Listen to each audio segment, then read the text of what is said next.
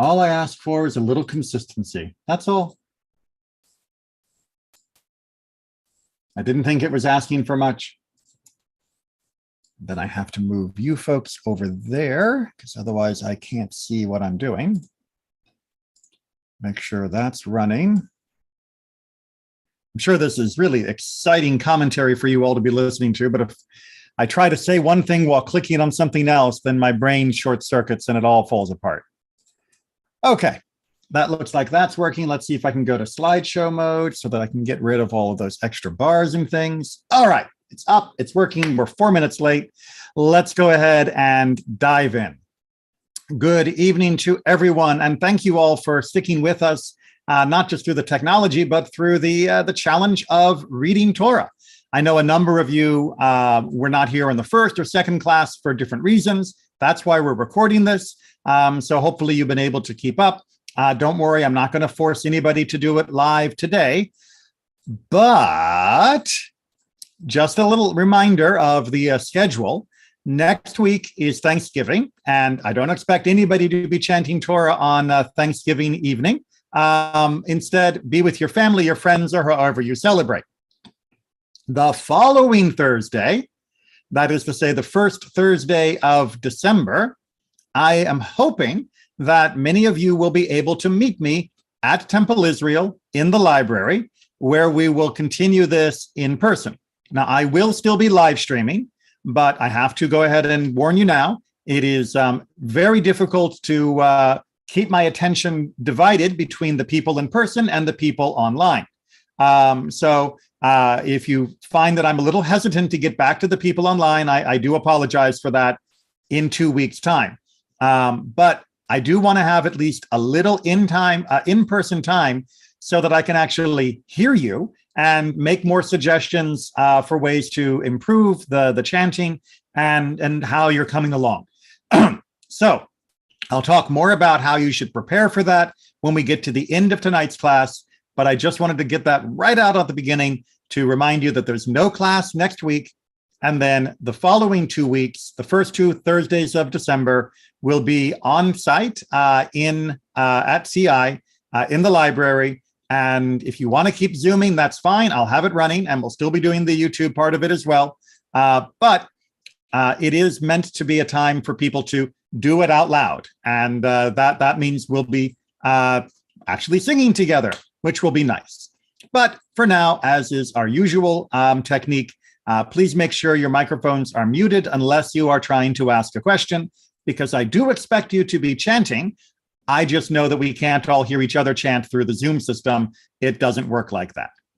All right, so our quick reminder, why are we doing this? Why are we putting all this effort into this? Well, because when we read from the Torah, we want it to be beautiful. We want it to flow properly. And most importantly, we want the meaning of the Torah to be rendered coherent. And that means we have to have grammar. And grammar is not a dirty word. It is a beautiful, beautiful thing. Without it, we wouldn't be able to understand anything. And we have the trope to help us understand the grammar of the Torah in order that it gets the correct meaning out to the community and to ourselves as well when we chant privately. We're going to review our big rules because you got to have these in mind every time you're working. Every word has a trope symbol. Remember, we talked about last week that if you have that little hyphen, that it creates a double trope duty, meaning the first word, or sometimes even the first of 3 words, will all end up using the trope at the end, and everything before that trope is our neutral note. 2, every symbol is either a joiner or a stopper. You need to know where to breathe and where you shouldn't breathe, where you should keep rolling. 3, the symbol will always appear with the accented syllable. That's a great way to make sure that you know you're chanting it at the right point and making sure the word has that right intonation. 4, all other syllables are chanted with a neutral note. You'll get a feel for whether it should be a high or low note, depending upon what word you're coming from and going into, and you'll end up finding your own note that matches your own vocal range. Most Hebrew words are accented on the final syllable, which is really handy. And if they aren't, well, the trope will put it at where it should be And you just need to make sure you save a little note or two for that final syllable, or sometimes two syllables, to round it out. Hopefully this is all becoming very, very familiar, because it'll make your life easier. There were a few other little rules that we wanted to review as well. Trope usually comes in family blocks, hence our little minivan pictures. The symbols will always appear in a consistent pattern. They all have their favorite seats. Learn the pattern and you can predict what trope is next, which makes your life easier. It's not meant to be a challenge or test. It is meant to help you develop a skill that will remove the need for unnecessary memorization and rote repetition. And the melody motif of a given trope doesn't change. We've talked about our exception for Munach. We're going to meet another exception tonight, but it is such a very public exception that I think you'll probably not even realize that you already know it, or you'll realize you already know it, but you didn't know that you already knew it. But we'll get there when we get there. Any questions through our quick review? Okay. So let's just do one little bit of fine tuning here before we get into our review from last week and the week before's trope. And this is just to let you know that sometimes you're going to have to actually say it out loud, again, nice and strong and clear, to find out if there is something a little different than the letters might have led you to think once it actually makes it to your tongue. So we have our sample word right down here. And if we were going to break this into our syllables, like we were reading it, for the first time, it would be hich, bad, ti. Boom, boom, boom.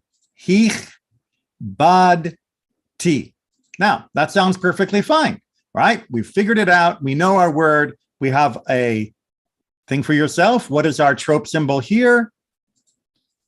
Mapach, which sounds like, try and say it for yourself first. Mapach. So that's easy, right? Chich, hich, bahad, ti. Wait, hold on. Something went wrong between the dalet and the tav.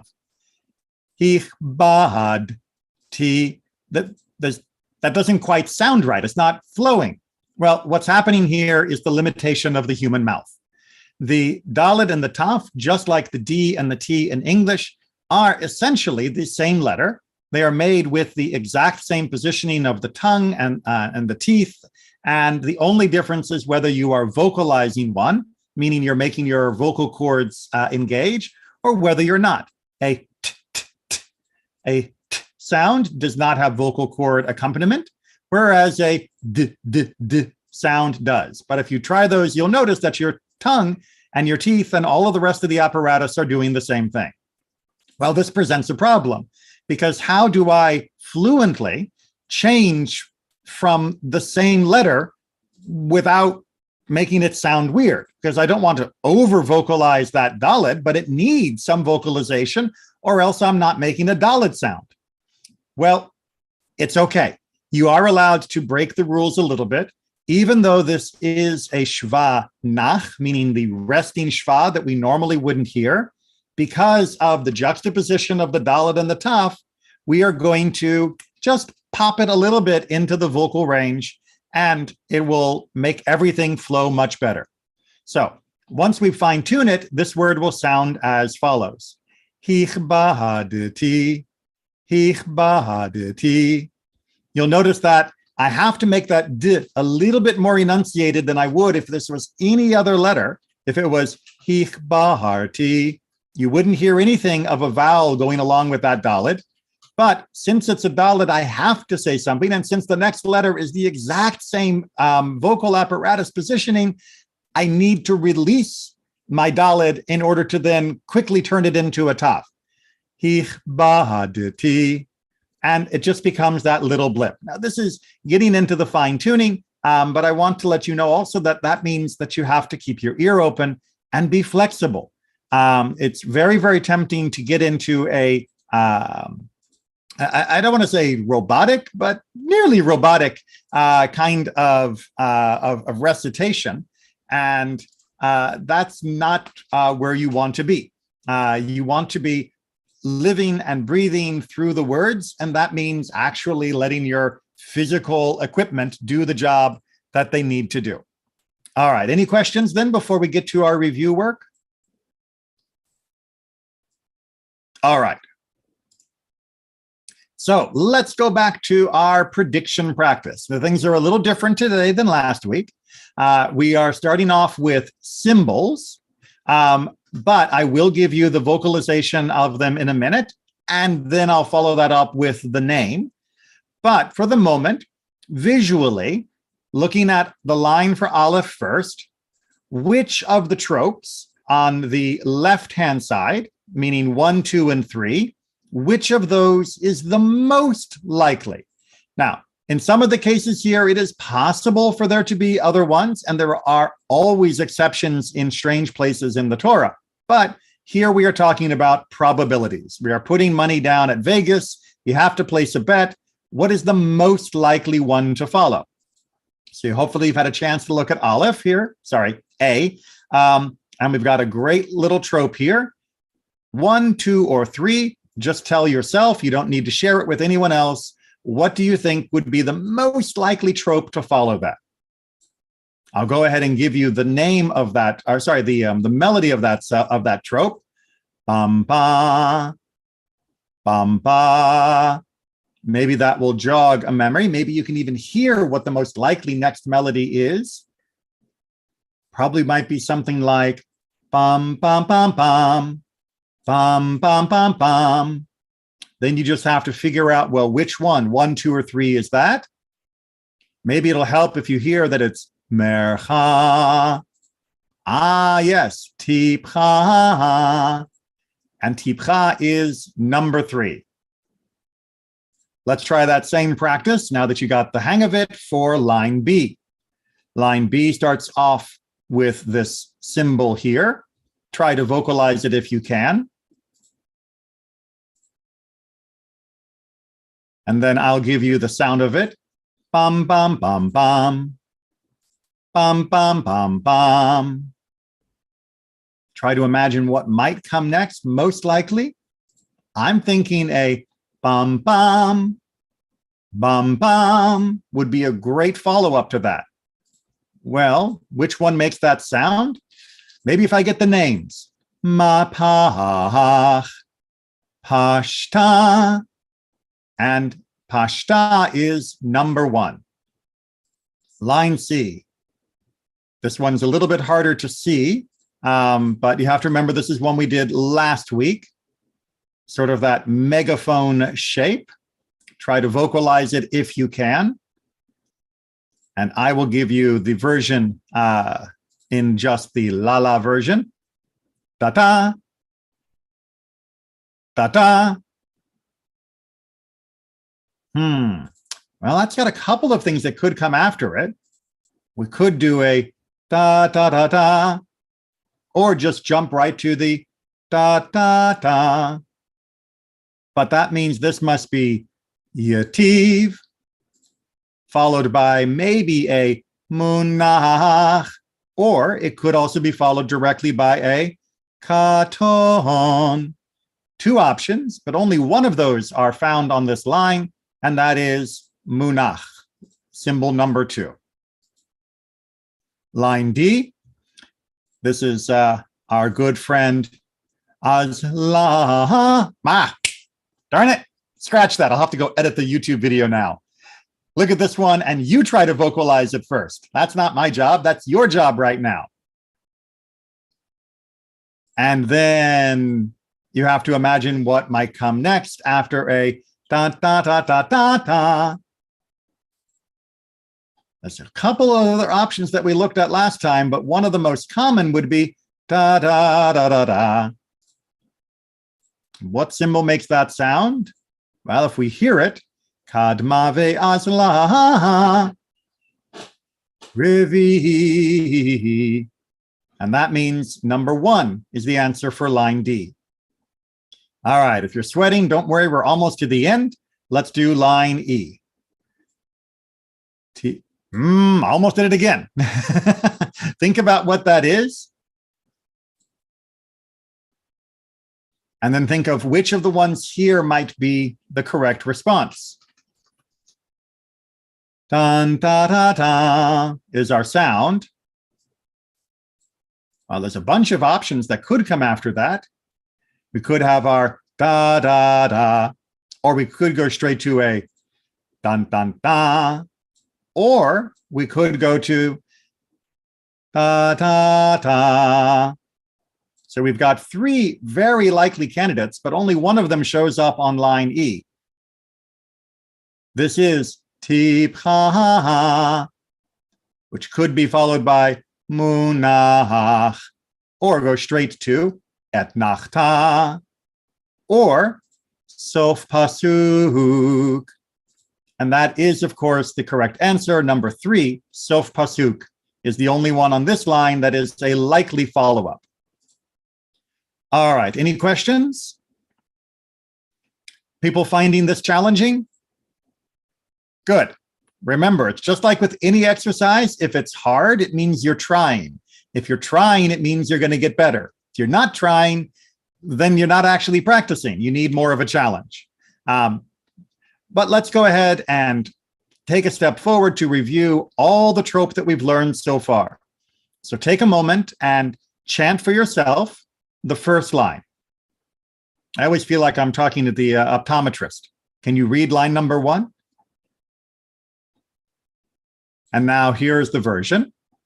Mercha tipcha munach etnachta. Try doing line 2.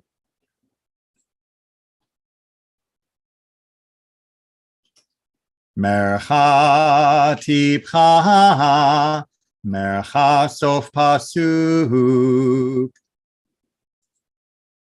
If you're playing along with the recording rather than live, you can pause it after any of these and try to repeat what you just heard if you're still working on mastering the melody.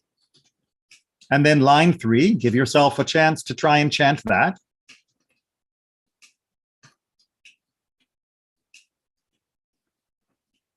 Kadmama pach pashta munach katon. That was our first week's material that we went over. Any question about those tropes? All right, come on. Let's look at our second week's material. Line 1, give yourself a chance to chant them.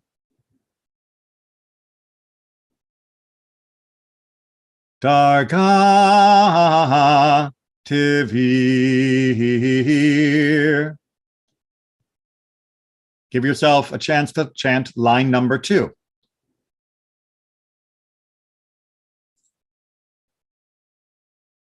Kadma vehasla munach revihi. And then remembering that each of the symbols on line 3 are distinct, that they are not connected as a family, but in fact will fit into the verses and with a little bit more variety. We'll do each one at a time. So the first on the right from line number 3. Gershayim. Second on the bottom line. Munach legarmeh. Third on the bottom line. Talisha gedolah. And then the fourth on the bottom line. Yativ. That's it. Remember, between these two slides, you will be able to chant anywhere from 80 to 90% of an average aliyah. These are by far and away the most common trope, and mastering just these two slides will get you through, well, sometimes an entire aliyah, but for the average aliyah, I benchmark it about 80 to 90%. Which means we need to fill in the missing 10%. there are a few new trope that we need to practice to be able to round out your catalog of trope material. There is one more melody set that we are going to go over, but it is a special one, so that gets its own slide. But these are the brand new ones. When I say brand new, but if you look at that first line, it looks like 50% of it are trope that you already know, right? That we have munach. But remember, munach is a helper trope. And that means he, being the combo king, he is going to sound a little differently depending upon who he partners with. This is known as the Segol family, and munach coming with Zarka, which is the opener of this family, is going to sound like the one we practiced last week when he comes before a Talisha Gedolah or other tropes like that. It's just a little munach, munach, very simple, almost subtle sound. Munach. Zarka, on the other hand, is going to be a downward undulating sound. I like to think of it as being a bit of a worm. If you look at that picture, it's like a worm going down into the ground. Zarka, Zarka. Now, you found that low note, wherever you're comfortable being, that's going to be your munach. You just ride that low note through munach. So let's go up to this point. Munach, Zarka, munach. I just keep going when I get to munach, and I keep that same note all the way through. It's really, really boring. But it's just there as a linker, which is what munach is doing, until we get to Segol, where we pop right back up again. So you're on that, through the whole thing. Sometimes it's hard for me to pull them out of scratch.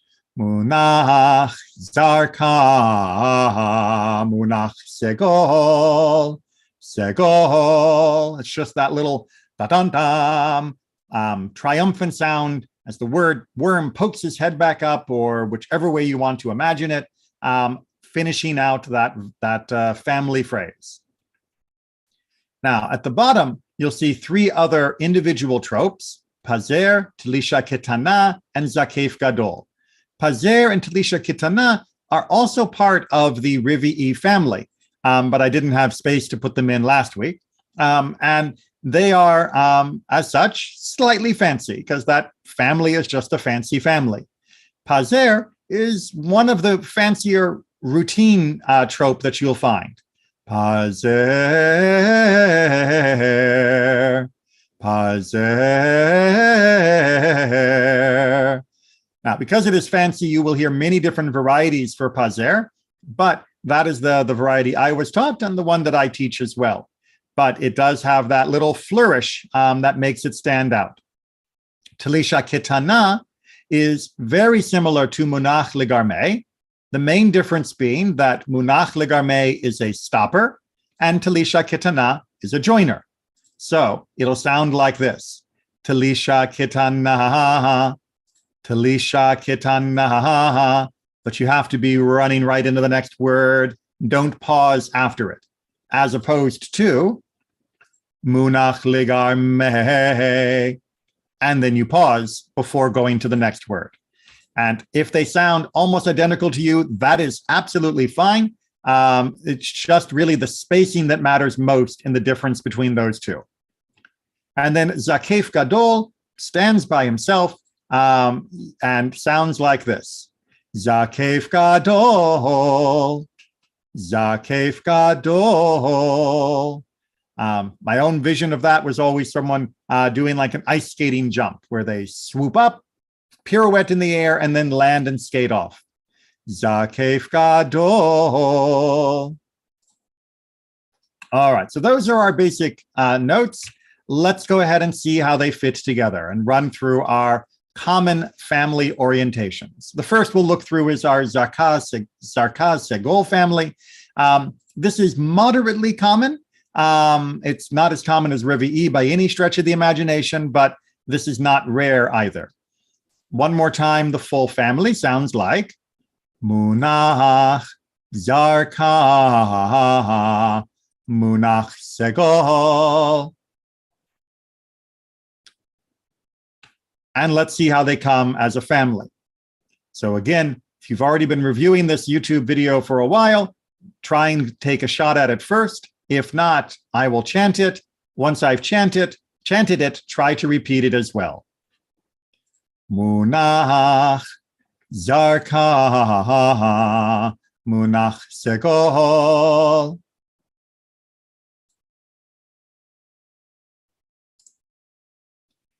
Family orientation 2. Munach, Zarka, Segol.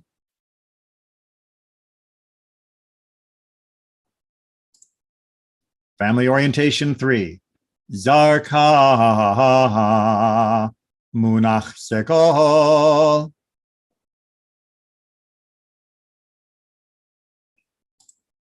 And the final arrangement. Zarka, Segol. And as our pattern has become, let's try and walk through this family with some English words just to get a feel for how this might sound as a phrase. Which he found at home. Notice how this is sounding like a separate clause of a larger sentence. Zarka Revi'i, oops, I forgot to change the title at the top, is often like that. Second line. Yitro, his father-in-law. Third line. Miriam, sister of Aharon. And fourth line, under the stone. That is our basic family arrangement. A reminder for those of you who are studying with me in person, if you need to review any of this offline with me, let me know. Additionally, please make sure you're using the PDF and the audio files, the MP3 files that I gave a link to when I began the program. As that will give you a way to practice it even when you're not staring at a screen. It'll give you a way to practice all of the variations of the families, or at least the vast most common versions of them, because we're only touching, in some cases, especially with Revi'i, on the common-ish versions. All right. As promised, the Revi'i family does continue with Pazer and Talisha Kitana, and they're going to sound like this as a reminder. Pazer is quite uncommon. Talisha Kitana is not really unusual. If you prioritize your trope based upon their common frequency, Talisha Kitana should take priority over Pazer. Pazer.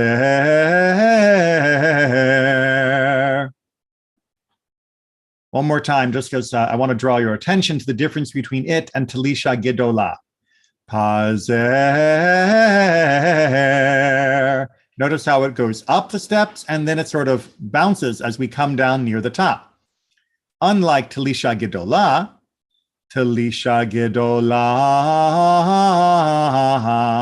which is nice steps up and nice steps down. No bouncing around. Talisha Kitana, on the other hand, Talisha Kitana, Talisha Kitana. Now, if you're wondering, how do I tell the difference between Talisha Kitana and Talisha Gedolah, since they both have these magnifying glasses, Talisha Kitana hanging off the left, Talisha Gedolah hanging off the right, isn't that confusing? Well, yes, until you remember that in Hebrew, Yamin, the right hand, is always considered dominant, and the word Gedolah means large or great. So, of course, the right hand one is going to be the great one, the Gedolah one. And it is the one with the most steps and flourish, I guess. Whereas Talisha Kitana is to the left. It's the smaller one. It is more of the joiner. And of course, it has a little less drama to it.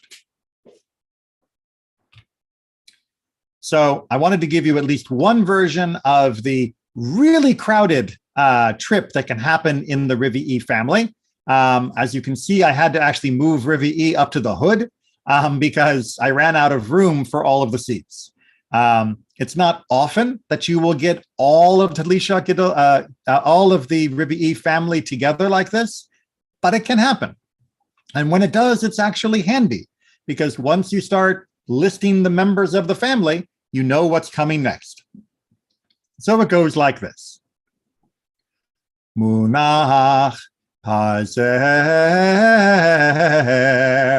tlisha ketana kadma ve'asla munach revi.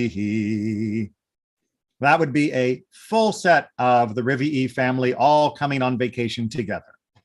Don't be intimidated by that. Yes, I know there's a lot going on there, but it doesn't come often. And when it does, you'll practice it and you'll be fine.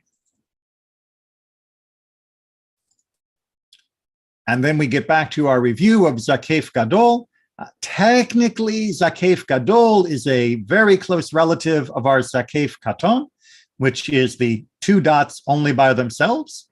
Zakef Gadol gets a big bar next to it. And really, he stands by himself. He rides a motorcycle, I guess you could say, from the illustrations I've been using. He is moderately common, so don't be too surprised to see him cropping up from time to time. And he sounds, again, like that ice skating jumper. Zakef Gadol, Zakef Gadol. Up, jump, twist, and down. All right. Now, I promised that there was going to be one other exception to the idea that the melodies always stay the same, and that is with Sof Aliyah. We've been practicing Sof Pasuk, the end of a verse, but when you reach the end of an Aliyah, the end of an entire reading that is being done, there is a special melody to signify that the whole reading is done, not merely the end of a verse. Now, it's still doing the same job, which is finishing off the verse, but it's doing it in a way that is a little more dramatic. And this is the one that I imagine many of you might already kind of sort of know, because many people will join in whenever a Torah reader is finishing and chant the last couple words of the verse. So it goes like this. Mercha tipcha, Mercha Sof Aliyah, or Sof Pasuk. Both ways are fine. I'm trying to remember now which way I did it in the recording. We'll stick with Sof Pasuk. Mercha tipcha, Mercha Sof Pasuk. Now, there's a couple things that I want you to notice here. One, that tipcha is where the drama comes. Mercha tipcha. That is a big upgrade over our tipcha that we get when it's in the middle of a verse, or even the beginning, or even the end of a verse that isn't the end of the aliyah. But it's very important to recognize that that drama happens only on that up ramp, on the tipcha. Sometimes people get it in their head that it is the last word and then the penultimate word that gets the drama. That is not true. Yes, sometimes, just like any other Sof Pasuk family, it goes Mercha tipcha, Sof Pasuk. That happens sometimes. Mercha drops out. But you have to remember that tipcha is the signal. It's not about the number of words. It's about where tipcha shows up. Where do we get the up ramp? That's where we get the upgrade in drama. Mercha tipcha, Mercha Sof Pasuk. So let's practice the variations that can happen with this. Mercha tipcha, Mercha Sof Pasuk. And then, like I promised, Mercha tipcha, Sof Pasuk. Or we can put Mercha back in. Tipcha Mercha Sof Pasuk. Or we can do without. Tipcha Sof Pasuk. And sometimes, rarely, it'll just be an abrupt Sof Pasuk. And you'll be done. Doesn't happen often that there isn't a buildup, but it is possible. All right, actually, before we go on to that, any questions so far? You should all be feeling great because you have all now studied all of the trope that you are going to need to know for 99.9% of readings. I can hear you asking, but Rabbi, what about that a little percentage left over? All right, yes, cards on the table. There are 4 more trope that show up literally a dozen times in total throughout the entire Torah, meaning that you could go your entire Torah chanting career and never even have one of them. That is how rare they are. But you could also have the time when they would show up. Now, rather than putting it into this lesson tonight, where it would sit unused and unloved, I'm going to make a special video and upload it to YouTube that just deals with those 4 idiosyncratic trope. They're just all by themselves, and I'll do a special video just on each of them, maybe give a little bit of where you might likely find them, and then you can go and review that if you have the luck of the draw and find that you've got one of those magic 4. But I want this video to be about the mainstream trope and especially good for regular practice. And I don't want to add additional really uncommon melodies into your mental review from this recording. So those will be coming in the future. All right, any questions then before we get down to, so where do we go from here? Yes, Fabienne. I do have a question. This past Saturday, there was one word in the Torah where there was 3 kadma on top of the word. How would you sing that? If there were 3 of them? Yes.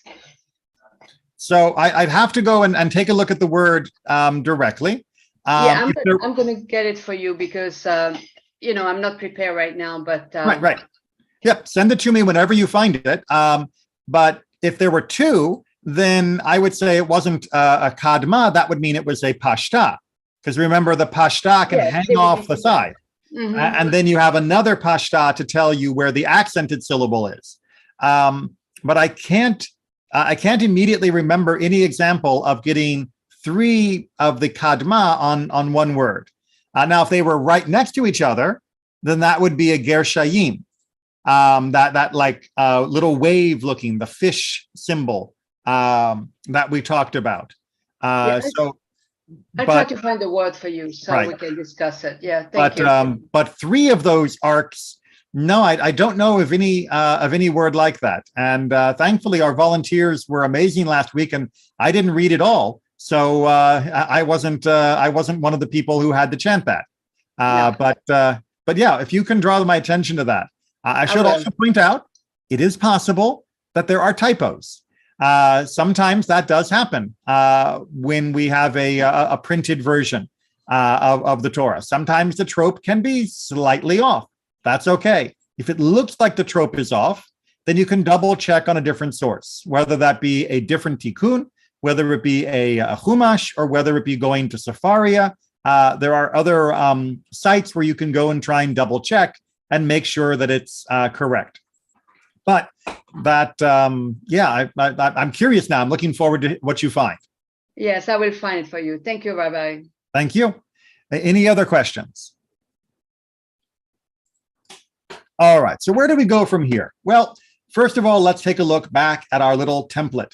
This is chapter 1 of the book of Exodus. And as you can now see, we have filled in our Zakef Gadol. So we now can read the entire first 20 verses, no problem. And as a matter of fact, if you were to continue, you would see that you're now able to read pretty much all of it. Like I said earlier, between these 3 weeks worth of trope, you are set for 99.9% of the trope that you are likely to come across. And that puts you in a great place. I don't know whether you were expecting to need to learn more melodies or whether this already seems a little bit overload, but really it is a more manageable amount than trying to memorize each of these words individually as you go through. But let's talk about how we actually prepare for doing a reading. Sorry, I forgot I added this in as well. One of the things I want you to also think about as you continue to practice and develop your skills is the monkey bars diagram at the bottom. Oftentimes when people are reading, especially when they are new readers, they will focus with laser concentration on each word and each melody. And that's good while practicing a little bit, but eventually you need to practice the phrase, not just the single word. I know it's going to feel harder that you're not taking your time to examine each one and go through it, but long-term, your memory of that verse and your memory of the melodies in general will get stronger if you allow the verse to flow. Like the monkey bars, you don't want to just hang and then try to reach for the next bar. You want to get into the rhythm where you swing between one part and the next part and the next part.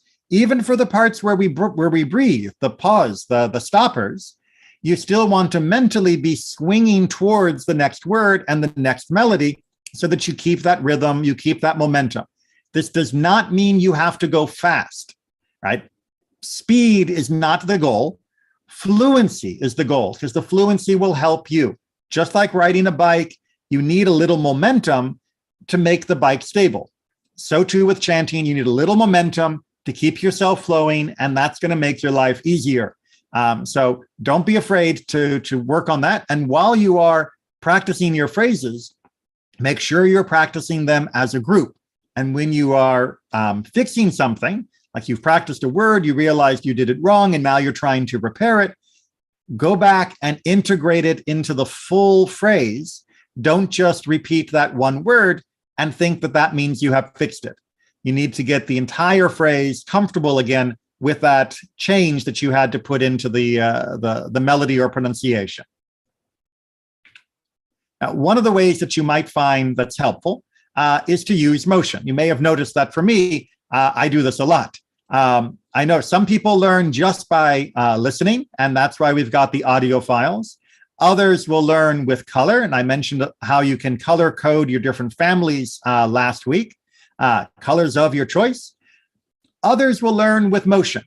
I find that, waving my hand to mark the different I don't know, pathways of the melodies seems to work well for me. That kinesthetic component, that motion, gives an extra guide to how I'm going to chant.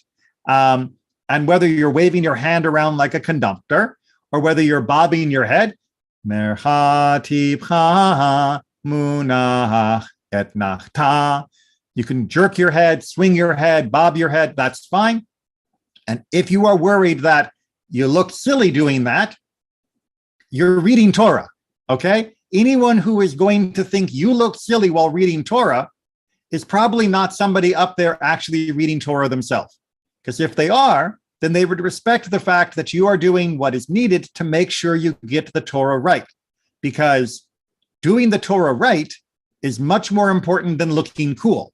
And doing Torah at all is much more important than looking cool.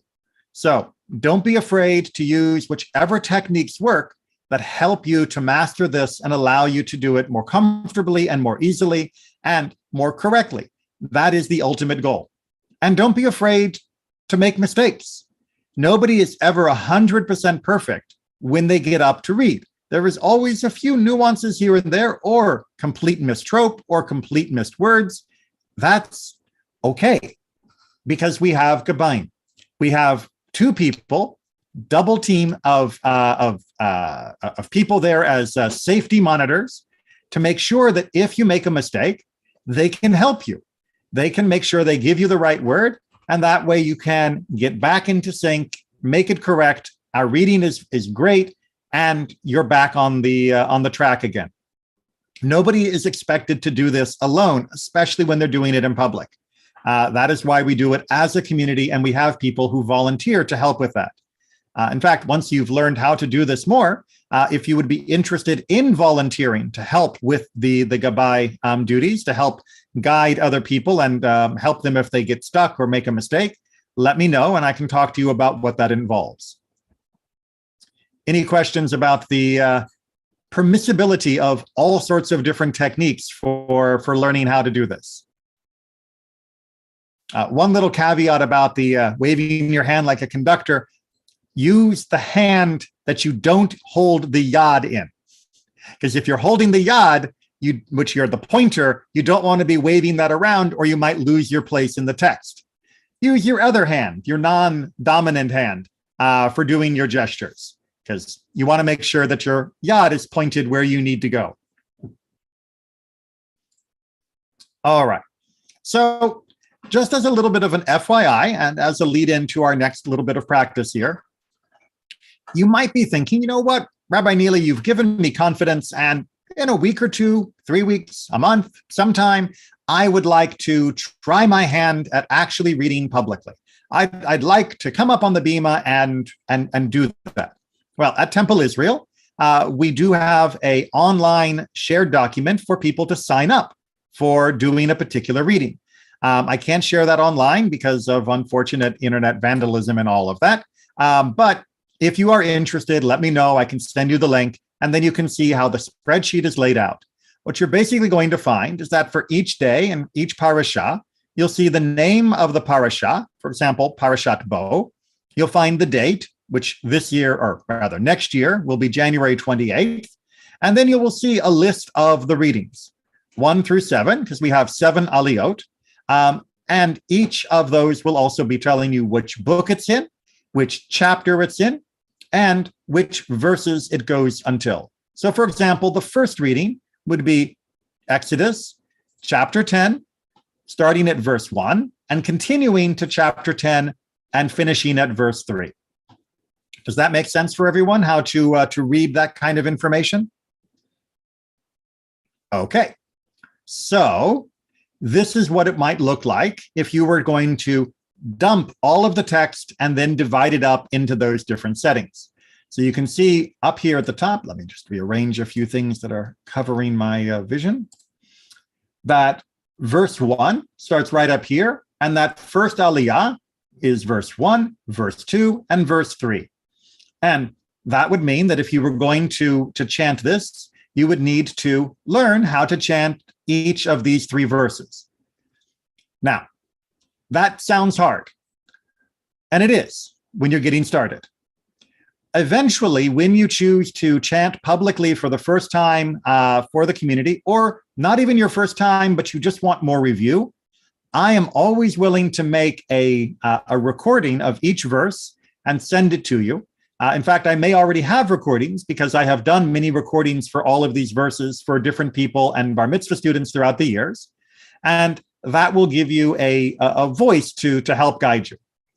I will, however, caution against using that as your primary resource if you would like to chant regularly, because you want to learn how to read the notation more than how to copy a recording. The recording is there to proofread your reading. It is there to support your reading. It is there to maybe play while you're in the car so that you can practice while driving.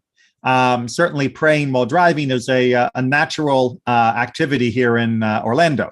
So I'm happy to give you that recording, but don't let it replace your practice of learning the notation. Because the more you learn the notation, the easier your life is going to get. And as you can see, each aliyah has more or fewer words and verses. So the first aliyah is a little longer than the second aliyah in terms of total number of words. The third and the fourth aliyah are longer still. And then we have a longer fifth and a longer sixth. But then we get to the seventh aliyah and we are back to a shorter one once again. Now, Why am I going through this section so clearly and distinctly? Well, one, I am dangling an opportunity that if somebody would like to read one of these aliyot in January, then they would be more than welcome to do so. But two, more importantly for our work, I would like you to pick one verse or two or three, no more than three because of time constraints, that you would like to practice between now and our our first Thursday of December study session at TI in the library. So you have the verses right here in our chart, and you can see all of the ones that are available. You don't need to go on and sign up for doing a whole reading today. That's not what I'm asking for. But if you were interested in thinking long-term, you might want to try and do that. And then pick, and then pick verse 1. Or maybe you'll look and say, oh, there's pazer in verse 2. I love pazer. I'll do verse 2 to practice. Or maybe you'd like to practice some of the other lines from throughout. Find at least one and no more than three of the verses that you would like to practice, and that we will then go over together when we get together in 2 weeks' time. If you would like an additional challenge, then let me know, and I will be happy to send you the tikkun for this material. Tikkun is the way that we read or practice reading in a formatted book or booklet. As you can see, the first aliyah that we've been talking about is here on the right, and the second aliyah is over here. And the first aliyah is over here on the left. What's the difference? Well, the one on the right has all of our trope and dots and vowels and everything else that we need for decoding. Again, like I talked about last week, don't be overloaded by that. Whereas on the left, we have the same words in the Torah font, but without any of that notation. Now, conveniently, this particular tikkun and most of the modern printings of the tikkun these days will match one for one almost perfectly from the right side to the left side, making it very easy to track where you are and to double check on each side how it goes. We talked a little bit about practicing without vowels last week.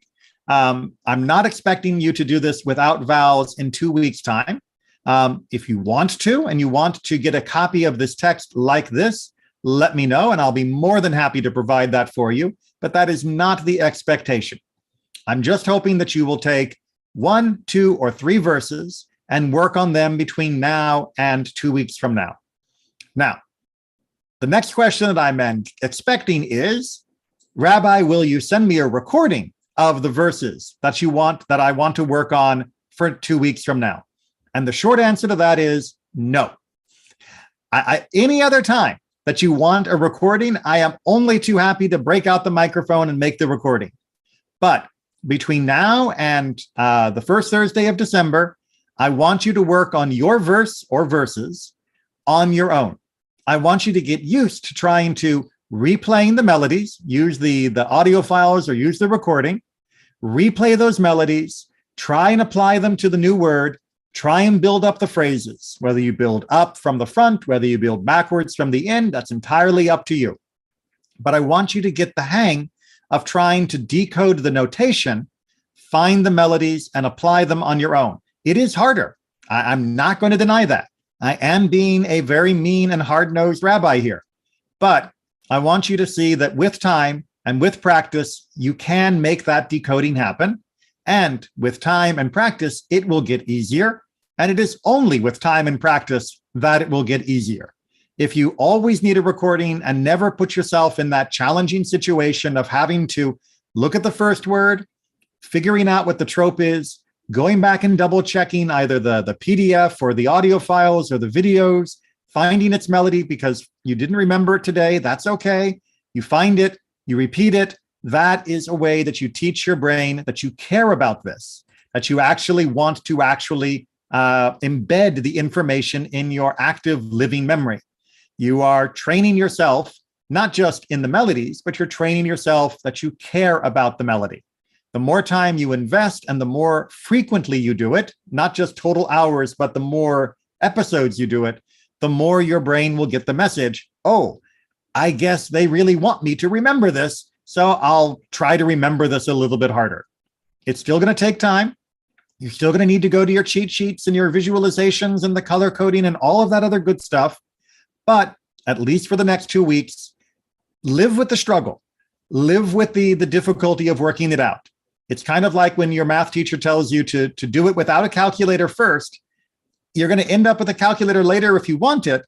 But for simple arithmetic, if you practice it enough without the calculator, you may find that you're faster without it than you are with it. I want you to have that experience. Following those lessons that we do on the first Thursday, second Thursday of December, then we'll talk about long-term, if you want to do any readings or not, and other ways to go forward. I'll have other assignments and advice when we meet for the next 2 last sessions. It will be in person and Zoomed. I recognize that not everyone can get over to TI at 6 o'clock. The traffic ain't great. So it will be Zoomed as well as in person. But it is great if you could be there in person, because it is so much easier to hear a person live than it is to hear them over the connection. All right. Any questions before we finish up for today?